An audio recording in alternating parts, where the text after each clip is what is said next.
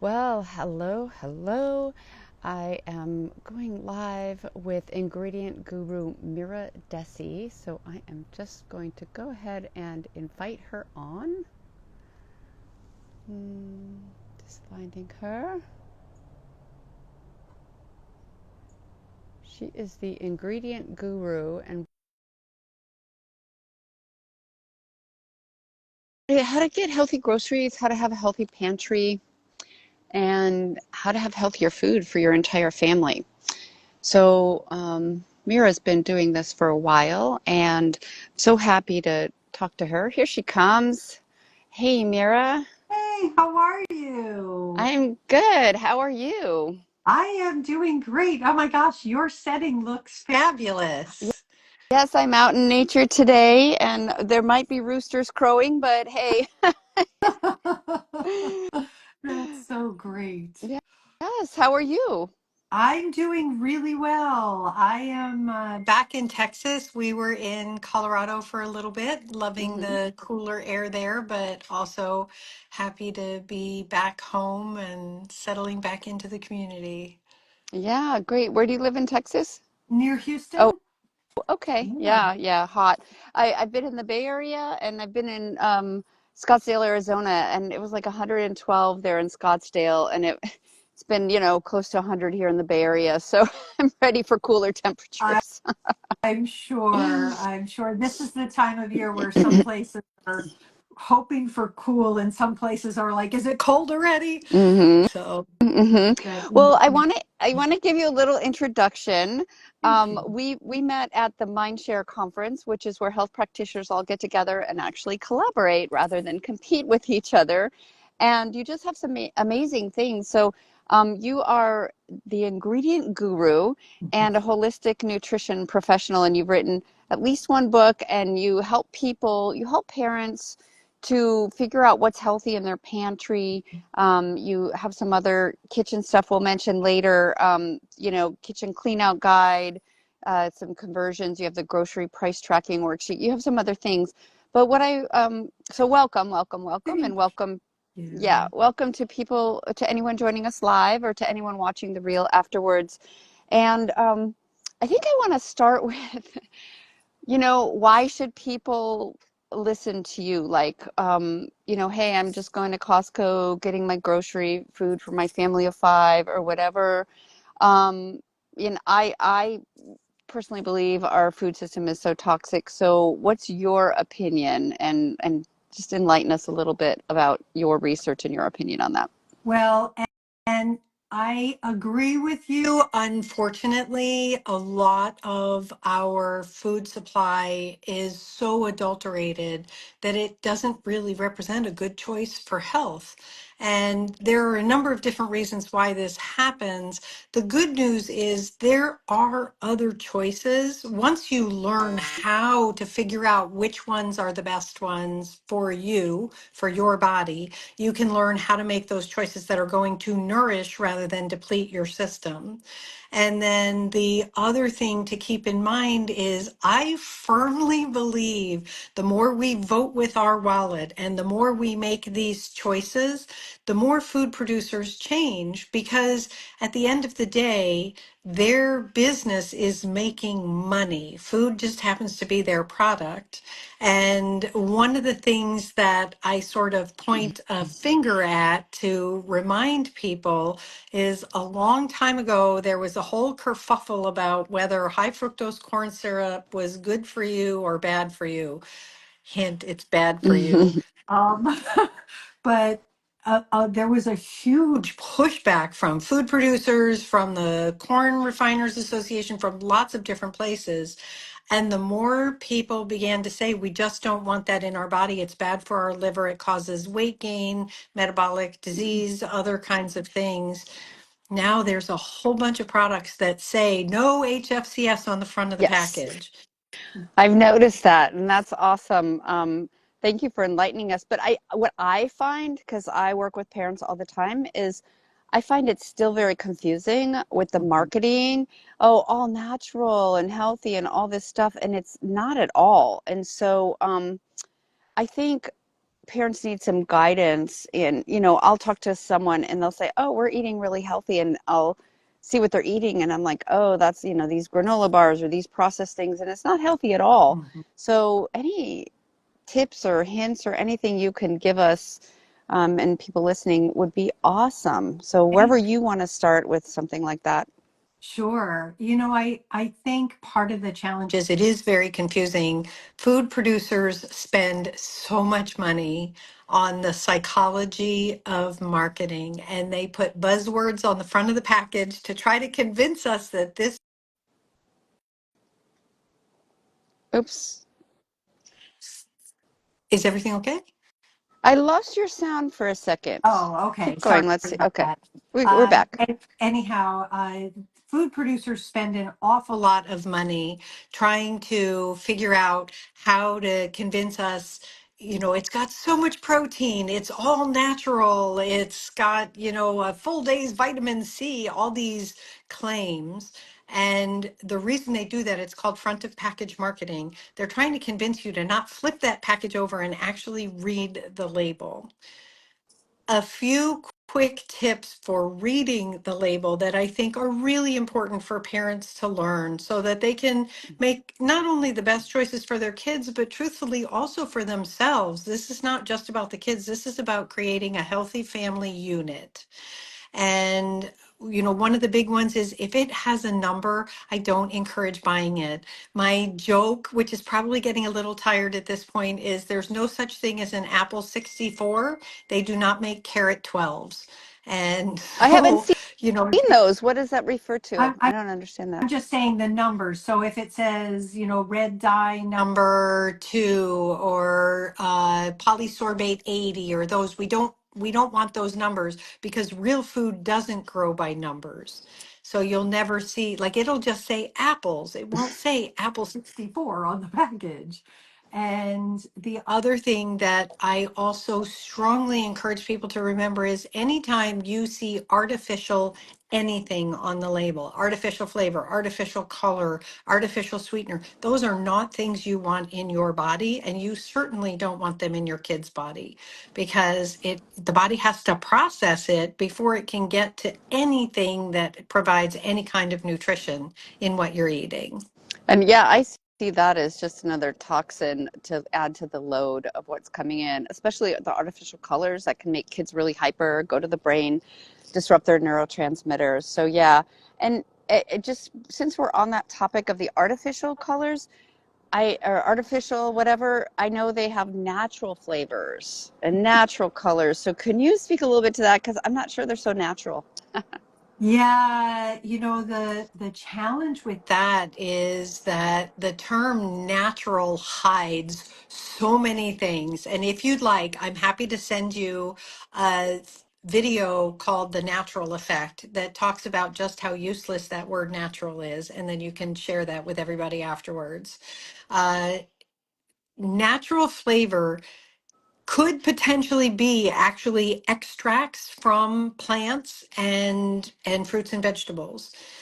It can also be things that have been extracted and then manipulated chemically, enzymatically, other ways. And so it doesn't really mean anything. And one of the examples that I like to share with people is sometimes they use the word natural to hide things that they don't want you to know about because we would be a little off put if we talked about it. My favorite, least favorite example of this is an ingredient that you will never ever see on the label, except for some kind of a liqueur in Scandinavia, apparently. It's called castoreum. And castoreum, yeah, you'll never see it on the label because if you looked it up, you would discover that it is the anal gland secretion from beavers. And and Yum. it's yeah. And I mean, there's not a lot of it in the food supply. This is just meant to be an example of what they can do with it. But it's often disguised as natural vanilla flavor, natural strawberry flavor, or natural raspberry flavor because apparently beaver butt has those taste qualities to it. Who knew? Uh, so natural really hides a whole bunch of things. Well, that is And natural. It Actually, comes from a is. beaver, just comes from their butt. Who Yeah. wants to eat that? But those are the three reasons why they do it. They either do it because they want to hide something, because a lot of people don't, if people knew where it came from, they might be a little grossed out by it. Another is it could actually be truly natural. And a third is it could be a modified natural product. If you read the description of what natural flavor is, it is so broad and such confusing gobbledygook that literally you can use anything and call it natural. So here's a question I have because I'm an avid label reader, and it'll actually make me put something back on the shelf because I'm like, oh God, it has that, it has that. A lot of times I'll look at protein bars and it says Yeah. soy protein isolate, and if it doesn't say organic, I'll immediately go, oh, it's GMO, it's been sprayed with glyphosate, it's crap. So that's, I kind of have my rules for myself for that. Sure. But if I'm going to buy a fruit bar or a protein bar, like parents do this for their kids, to have quick energy for those after school sports or something. Like, I just am so disgusted with the whole food system that I just want to put all that away. So what, and almost everything has natural flavor, or almost everything has that. So what would you suggest instead that's going to be like high protein for the kids, for a snack, Mhm. easy, what substitutes do you use? You know, really my favorites are things like eggs, as long as there's no food sensitivity to eggs. Those can be great. Hard-boiled eggs are a great protein snack. I'm also a fan of jerky or protein bars. Again, you do have to read the label. There are a whole lot out there that don't fit the viewpoint that I recommend, but there are others out there that are actually good choices that don't have natural flavorings or ingredients that are not a good choice. And I think, if there are some people out there who are kind of DIYers, it's certainly really easy to dehydrate your own jerky. It just takes time. The hands-on time's very little, and then you just have to wait for it to process. I'm also a big fan of trail mix for kids. One of my favorite things to do for kids is to set up a trail mix station where you have several different kinds of nuts, a couple different kinds of seeds, and a couple different kinds of dried fruit. And it's 3 scoops of nuts, 2 scoops of seeds, 1 scoop of dried fruit. So you're getting a little bit of that sweet that they might be after, but it's not overwhelming, because one of the problems is manufacturers put so much sugar into so many of the snacks that are aimed at kids, and we're teaching them to have a palate that has a really high sugar set point. So we want to give them maybe a little bit, but not as much as they're going to get in those commercial snacks. And then the other thing that's really fun, I used to work for a pediatrician's office at one point, and you give kids the opportunity to make their own snacks, and man, they just claim it. You got a little canister that says, John's snack mix, and John is like, those are my snacks. I made that mix, or they want to experiment again to do some other things. So nuts and seeds are great. I do like meat, protein, and then eggs, as long as there's no type of allergy, or if it's not something where it needs to be refrigerated for an extended period of time. And I also want to point out, food producers have turned us into a snack culture. We never used to be a snack culture in this country. And if you look at the research over the past 25 to 30 years, you will see that a significant percent of weight gain changes are tied to an increase in snacks. And so we've learned to eat a lot of snacks. A snack is not meant to be a replacement for a meal. A snack is meant to be a little bit because you're a little hungrier than you'd like before you get to mealtime. So we also don't want to put too much energy towards, oh my gosh, what are we going to do for snacks? It's just, we Hmm. don't need a buffet of snacks. We just need a few things that provides a little bit of protein, a little, calm the hunger, and then wait till we get to a meal where we can have a truly nourishing meal and support the body and enjoy it. Yeah, I want to make a point about that that's slightly different, and that is that if we keep feeding our kids snacks all throughout the day, and you wonder why they're a picky eater and they won't eat your dinner. It's because they're not hungry enough.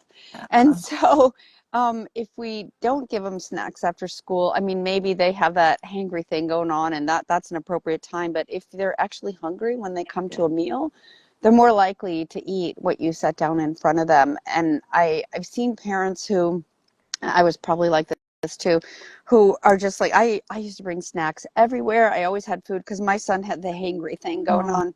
mm, And I just never wanted to deal with it, right? Of course, as parents, we don't want our kids raging at us and or rah, rah, rah, rah, rah, getting, mad at the littlest thing. So I'd be like, "Oh, let's have a snack." And I think in the long run that's not the way to deal with it, but I feel like sometimes it's okay, but to constantly be snacking, mhm. I mean, I got lucky. My son was not a picky eater. He ate almost anything I put in front of him, and his body knew what he didn't like. He didn't like nightshades. He wouldn't eat tomatoes. He wouldn't eat potatoes. He wouldn't eat the eggplant, never, until he got older. So I think if we give our kids, if we don't load them up with sugary snacks, Mhm. their bodies naturally know. Like I've seen kids stop when they're done. They're like, no, I don't want any more because they're full and they feel they're listening to their body signals. Yeah. So that's just another little piece. Absolutely. And that's part of why that snack culture became such a big thing for food producers, because if they could teach us to eat at a time when we weren't maybe really hungry, but we were bored or thirsty, or there were some other cues going on, then they could sell us more food, because again, their business is to make money. And there's only so much you can eat at a meal before you're uncomfortable. But if you start having multiple snacks throughout the day, and you've bought all those groceries for the meals, and then they wind up in the landfill, which is not great for so many reasons, you're still spending lots of money. And Hmm. so the goal instead is to really think about, what do you need? What does your family need in order to nourish and support without getting caught in that trap? Because the other thing is, most of the snacks that they try to push on us are carby, exploded grains that turn to sugar, in the bloodstream really quickly, and they provide no nourishment whatsoever. So you feel hungry because you're not actually nourishing the body. The body's looking for nourishment, even if your belly's full, because you just ate a whole bag of chips. Hmm. Yeah, what do you think about chips? You just mentioned that potato chips. Like I feel once in a while I have a craving and Mhm. I look for organic and like avocado or coconut oil and you just can't find that combo. So just curious, like if we're feeding our kids chips, what do you think about that as a snack? Well, like you, I enjoy a good chip every now and then. My favorite is when I manage to find a restaurant that makes their own, and so they slice them really, really thin, and they fry them, and they toss them with a little bit of sea salt, and like that's perfect. Uh, I also feel that a lot of times when we feel like we want, part of the reason we're going after chips is because, believe it or not, we are biologically designed to respond to a certain decibel level in our food. So chips hit that perfectly, because it's like that crunch just gets to us, plus the salt, plus the fat, plus the carbs. Like, it hits our sweet spot on so many different levels. And so I love that you're looking for options. There are some brands out there that do use avocado oil, and they've only got 3 or 4 ingredients in them. Those are the ones that I look for, but to remember that that's a treat. That's a once in a while thing. I'm certainly not advocating that we should have chips every day. Okay, so if you have if a parent listening has a child who just loves that crunchy, chippy, salty thing, what would you say would be some nice replacements for that? Well, one of my favorites again is going back to nuts. If especially if you get raw nuts and you soak them, because that's going to remove the phytic acid coating. That phytic acid is there to protect nuts, seeds, grains, legumes, those kinds of things until it's time to grow. However, it the phytic acid itself inhibits our body's ability to absorb some of the nutrients. So when we soak them, we actually remove that phytic acid coating, so we get more bioavailability from the food. And then you can either roast them in the oven or you can dry them in a dehydrator, and you'll get a little bit of that crunchy, which is really nice. I also feel that for, depending on what level of crunch you're looking for, some people don't need that hard, sharp crunch. They just need a little bit of a dense chew and a crunch. And that's where fresh veggies are great. Things like carrots and jicama and celery and even bell pepper. It's so funny. So many people are used to putting bell peppers into a salad or cooking them or whatever. And when I was doing cooking classes for kids, I would cut up bell peppers into large slices and put them on the thing, and they'd look at them. And I'm like, try it. And they'd pick it, some of them would pick it up and try it. And as soon as they crunched into it, they're like, it tastes sweet. I'm like, yes, sweet and crunch, so there are fresh foods. And apple is another great choice. That's a Mhm. really good crunch. It's got fiber, it's a little sweet. And those can be a really great way to get that crunch without resorting to fatty fried foods. Hmm. I want to say one more thing about apple is oftentimes apple pectin is used as a binder, which pulls toxins out of the body. And so if your kids are eating apple with the skin or orange with the Pith, the white the pith, pithy stuff, yeah. you're and I heard the pith is where most of the vitamin C is, but then that's helping to pull toxins out of the gut, that our body detoxes all the time. So that's also a helpful thing. Absolutely. And again, we have to remember that we have been trained to think that all of our food should be highly processed. And really, we are designed biologically to be okay to eat things like apple peels and, carrot peels and things like that. I actually, when we have carrots, I buy organic carrots.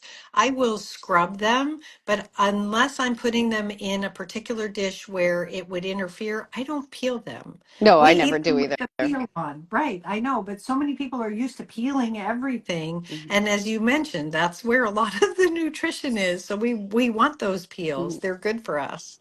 Yeah.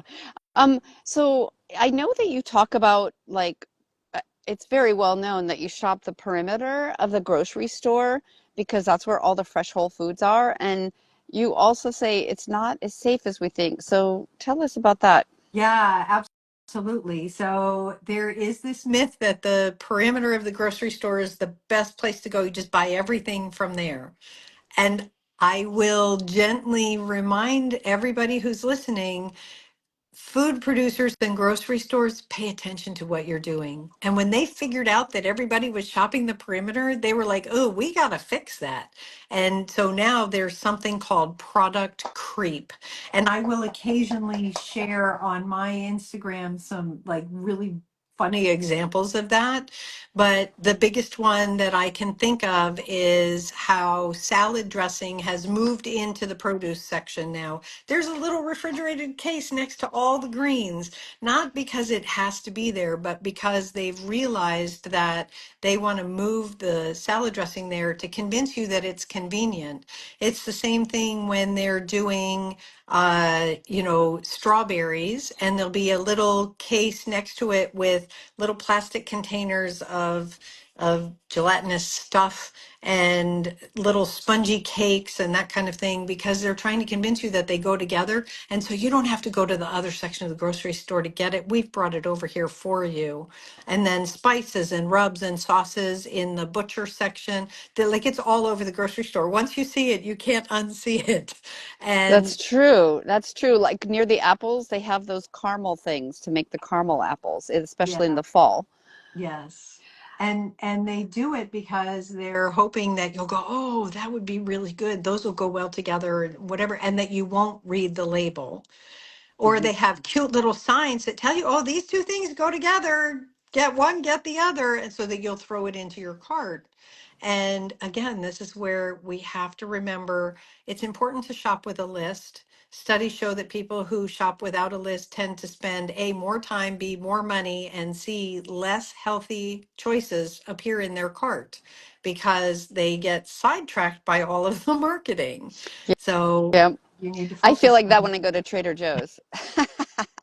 I yeah. have my list, and then they always ask you, "Did you find everything you need?" I always say, "And then some." Like, some is legitimate, like I might get cottage cheese and I forgot to put that on my list because I don't have it often, but some is like, oh, if I just get those little peanut butter cups that taste so good. And, I'm trying to get off that, but once in a while, it's like, those look so good. Yeah, don't shop when you're hungry, right? Oh, definitely don't shop when you're hungry. And then the other thing that I love to share with people, this is one of my favorite things to teach people how to do. I believe we should actually have two pantries. One is your everyday pantry. That's the one that you cook from. That's the one where you make meals or snacks or whatever. The other one is your overflow pantry, or what I call your preparedness pantry.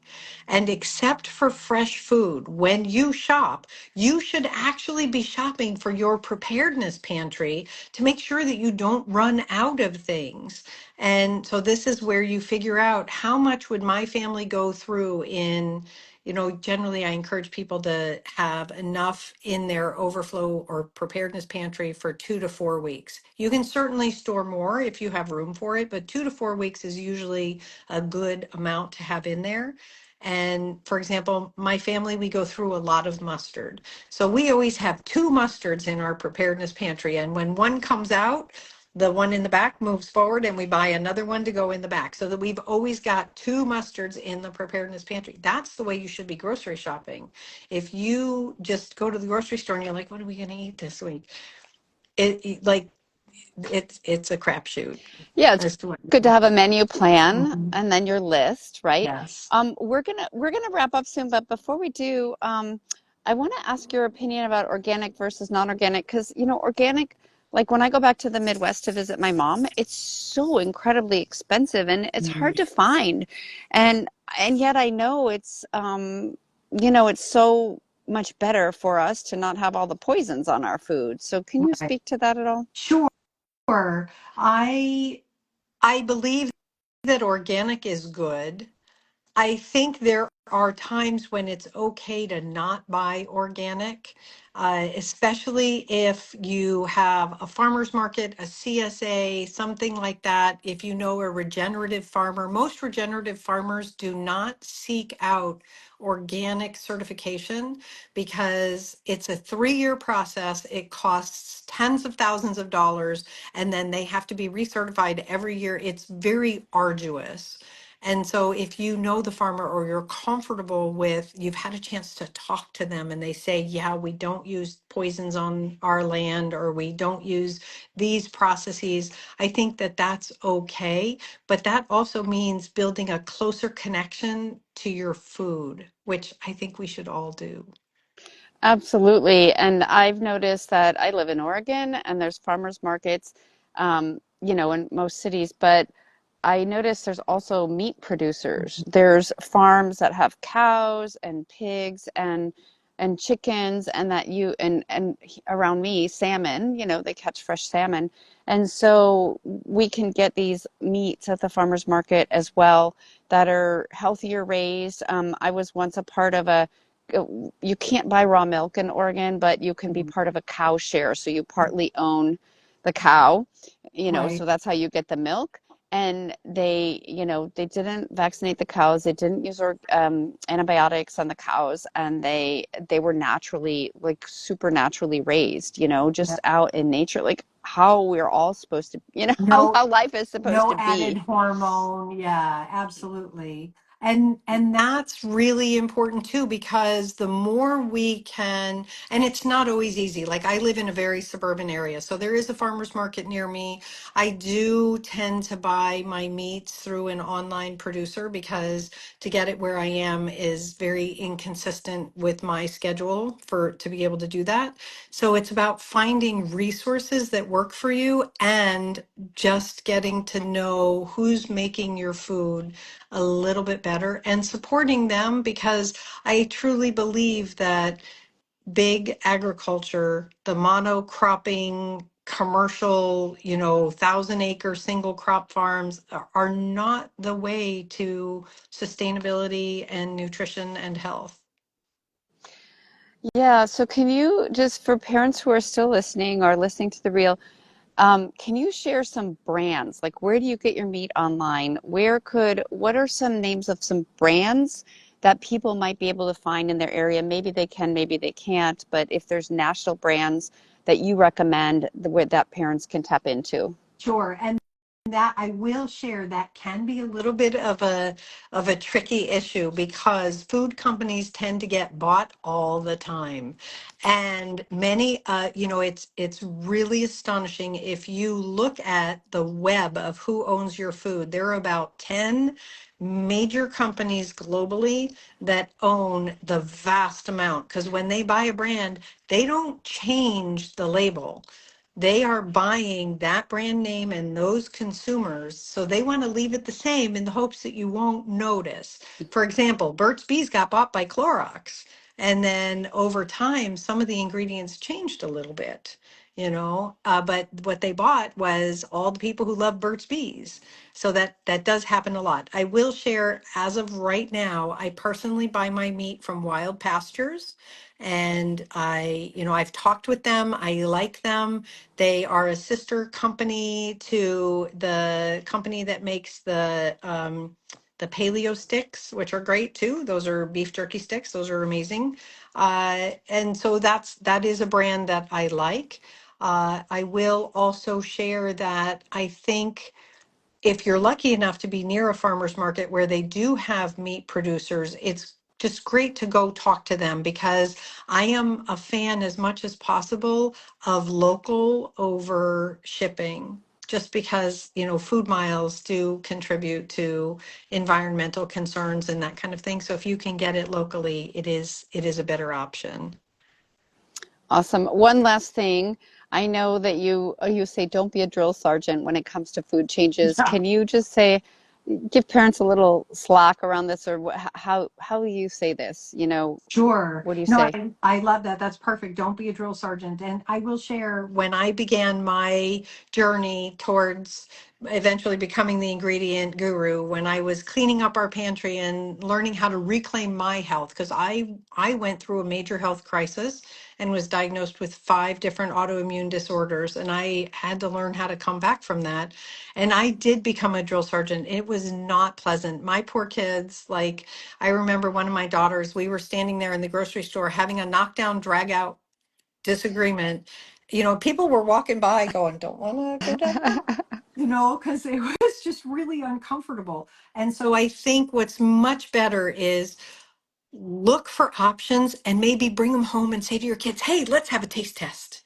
Like, let's try some new things, or get their input, get them to join in the kitchen. I will say my grandson, one is 10 and the other one is 8. They love to help in the kitchen. You can start them really young. Like, I have started them at 3 years old. Oh, here, you want to dump this one in? Oh, do you want to hold it while Nana measures? So really get kids involved, and the more you get them involved, the more they begin to want to have input. But if you try to lay down the law, they're just going to push back, and then it's going to be a fight, and that's not going to be good for anybody. Hmm. Awesome. Thank you so much. And I know that you have we can put in the reel in the caption. You have a kitchen clean out guide, Yes. so we can Yeah. give that to parents. So how to kind of clean up your pantry and clean up your kitchen. So we'll put that in there. And then the other thing I wanted to share is that you have a book called The Pantry Principle, how Mhm. to read the label and understand what's really in your food. And so, people can find you on Instagram at The Ingredient Guru. And what's your website? Theingredientguru.com.